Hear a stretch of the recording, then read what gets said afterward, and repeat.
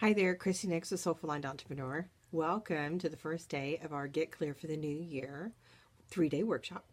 The first activity, yesterday I sent out an activity just to kind of get you warmed up. I wanted to get you thinking about what you really loved about last year and what you really wanted to change and do differently this year.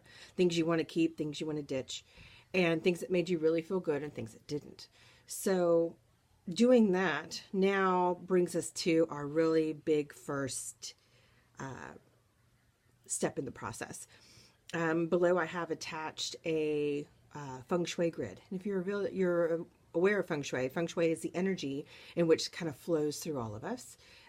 It's actually used for physical placement, usually in a grid style in the home. Each area represents a different facet of life.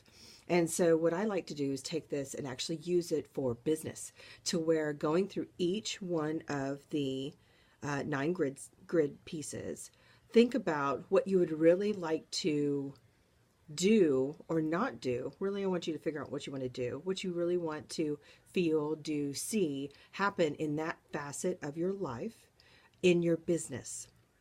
And just do a brain dump. I want you just to dump it. I don't want you to think about it. I don't want you to filter it. I don't want you to edit it. I just want you to let it come right out of you.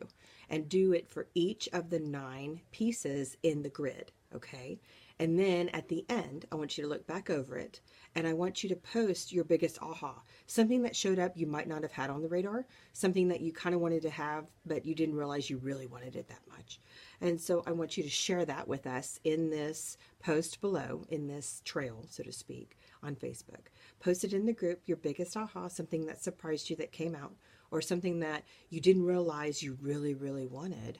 And it really was like one of your top 3 things.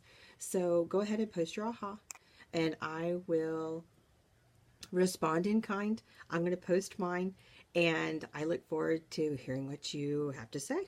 I'll talk to you later. Take care.